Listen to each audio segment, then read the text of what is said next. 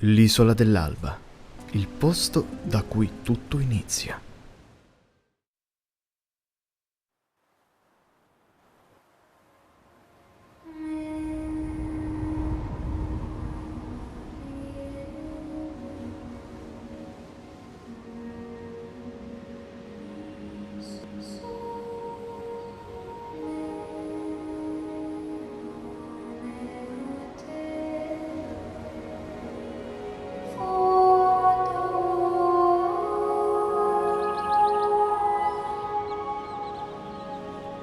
Cominciamo a elucubrare sulla storia di Sky, partendo proprio da qui.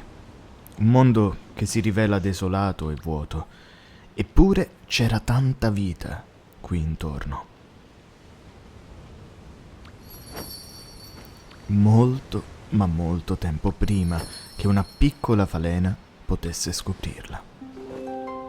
All'interno della prima grotta scopriamo l'intera storia di Sky, o almeno quella che gli sviluppatori del gioco vogliono farci conoscere. Andiamola a leggere insieme.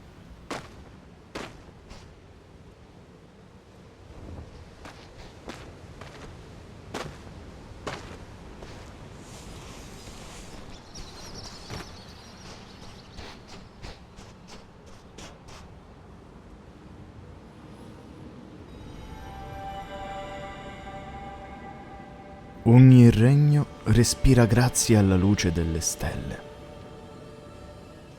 I primi di noi vivevano nella gioia che un giorno saremmo ritornati alle stelle. Oh, guarda, una piccola moth che scopre anche lei la storia di Sky. Andiamo al secondo.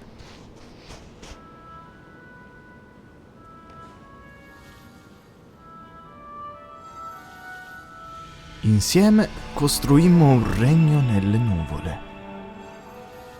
E qui c'è già un primo dettaglio molto importante a mio parere.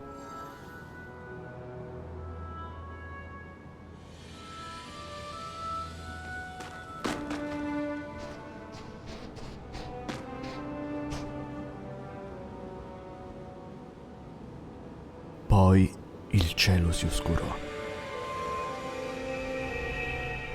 Il nostro regno si frantumò.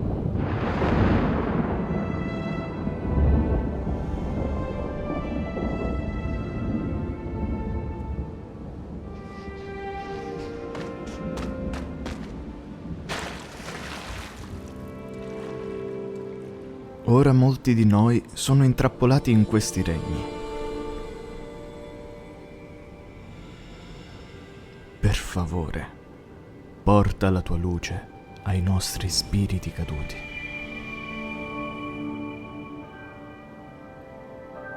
E l'uscita dalla grotta, proprio come la leggenda, come diciamo la storia raccontata da Platone, ci porta a dover illuminare la realtà esterna.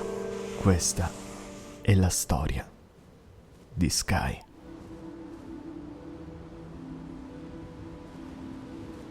Come abbiamo visto non ci sono molti elementi narrativi, perché in effetti Sky, Children of the Light è un gioco che vuole essere molto semplice e è rivolto anche a un pubblico abbastanza tranquillo, ecco, per quanto riguarda i videogiochi.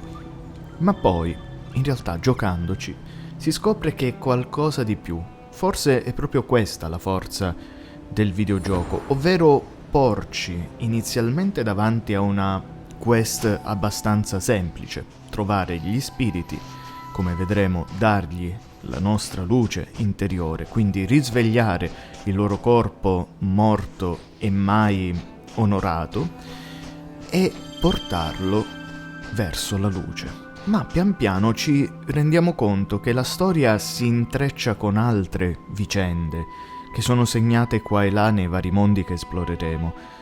E inoltre che alla base di tutto c'è una filosofia molto importante, molto affascinante. Andiamo a scoprirla.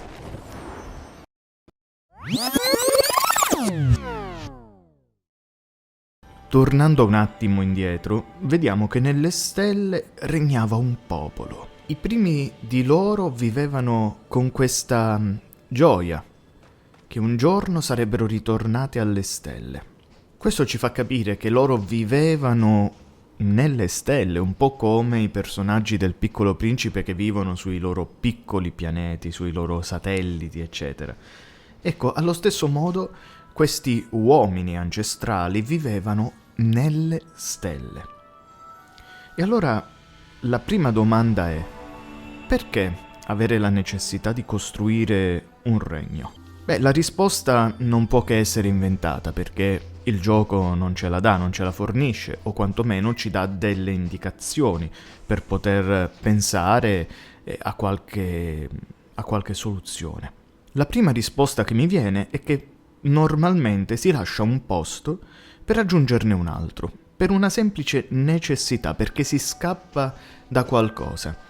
E in effetti alcune immagini che noi vediamo legate proprio all'Isola dell'Alba durante la missione di Runaway di Aurora, vediamo come c'è proprio questa carovana di migranti, non so se associarla ai pionieri del West, ma comunque vediamo queste lunghe file di persone a piedi o in barca che arrivano in questo nuovo mondo.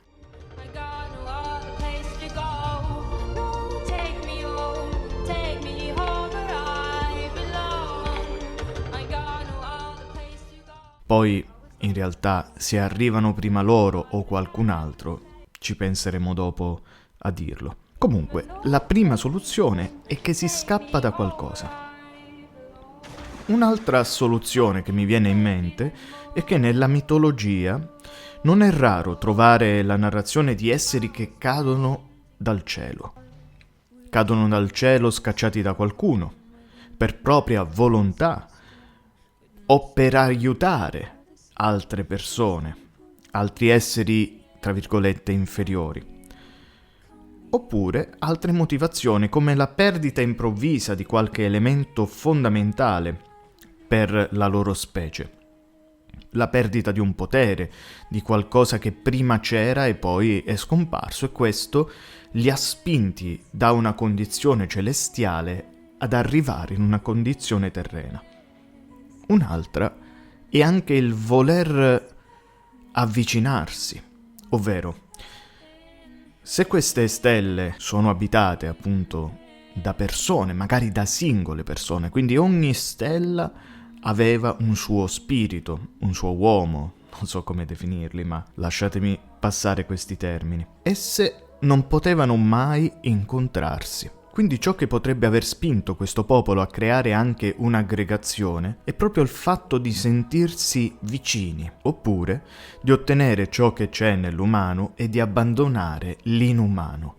Cosa abbiamo noi che gli dei non hanno e che in molte versioni anche della mitologia o comunque di ragionamenti filosofici in ambito anche teologico si sperimenta? Il fatto che l'essere umano, quindi l'avere le gioie ma anche i dolori, crea una vita totalmente completa e che non sarebbe tale da vivere se non ci fossero entrambi i lati di questa via. E d'altro canto Sky è un gioco che si basa molto su alcune filosofie orientali, quindi pensare al taoismo possa essere anche una delle motivazioni che spinse questo popolo ad arrivare fino a noi.